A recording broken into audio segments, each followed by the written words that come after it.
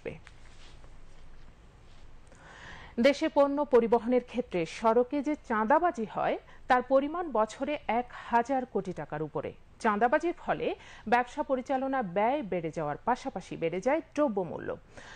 সংশ্লিষ্টরা মনে করেন, চাঁদাবাজি বন্ধ হলে ব্যবসার ব্যয় খাত ভেদে ১০% পর্যন্ত কমতে পারে, আর শাকসবজির মতো নিত্যপণ্যের দাম কমতে পারে ৪০% পর্যন্ত। আওয়ামী লীগ সরকারের পতন এবং সড়কে শিক্ষার্থীদের অবস্থান নেওয়ার প্রেক্ষিতে ভেঙে পড়ে চাঁদাবাজদের সিন্ডিকেট।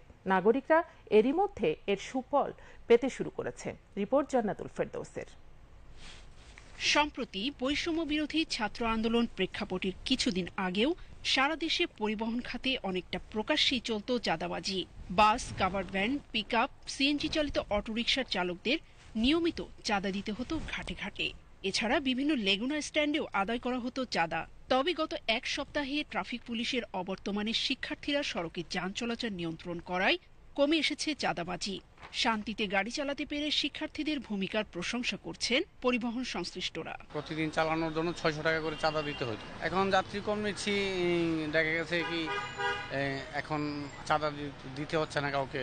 সারাদিনের ট্রিপ মারতাম ২টা ২.৫টা, এখন দেখা গেছে একটু বেশি মারতে পারতেছি। যারা মূল তারা যে কোনো জায়গার মাঝে অসম্মানি করে, ঠিক আছে, ১০ টাকা ২০ টাকা লাইতে না, কোনো বুক পিট নেই। আগে আমরা যেখানে দাঁড়াইছি, যাত্রী দাঁড়াইলেও মানে গাড়ি লাইসেন্স নিয়ে আসে, লাইসেন্স নিয়ে আটকায় রাখছে।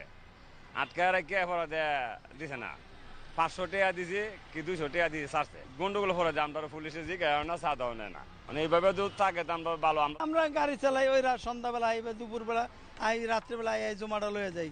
আগামীতে যদি পুলিশ প্রশাসন যদি ওই আগের মতন চলে যায়, তাহলে তো আগের মতনই হয়ে যাব। আর যদি এখন শিক্ষা পাইয়া যদি যে না যদি ভালোভাবে চলে, তাহলে তো সবাই ভালো চলবে। দেশে বর্তমানে পরিবহন শ্রমিকদের সংগঠন রয়েছে ৯৩২টি। বিভিন্ন গণমাধ্যমে উঠে আসা তথ্য বলছে এর ৬৮৬টি সংগঠনই অবৈধ। এসব সংগঠনের মাধ্যমে বছরে অবৈধভাবে আদায় করা হতো প্রায় ১,০৫৯ কোটি টাকা। পরিবহন মালিক শ্রমিকরা বলছেন, শিক্ষার্থীদের তদারকির ফলে বেশিরভাগ জায়গায় চাঁদাবাজি বন্ধ হলেও কিছু পয়েন্টে এখনো চলছে চাঁদাবাজি। টঙ্গী, হকের গলি, এরপরে পুরান টাউন, কামরাঙ্গি চর, এরপরে হচ্ছিল বিরুলিয়া, শিক্ষণ, স্টাফ কোয়ার্টার, এগুলো বাধ্যতামূলক চাঁদা দিতেই হবে। মিরপুর হইতো, কাজীপাড়া হইতো, জিয়া উদ্যান হইতো, এই সমস্ত জায়গায় আর চাঁদাবাজ নাই, আর ইয়াও নাই, এই ছাত্রদের কারণে। সারা বাংলাদেশেই কিছু সার্জেন্ট পুলিশ তারা মান্তির মাধ্যমে আমাদের থেকে মাসিকভাবে একটা চাঁদা নিত।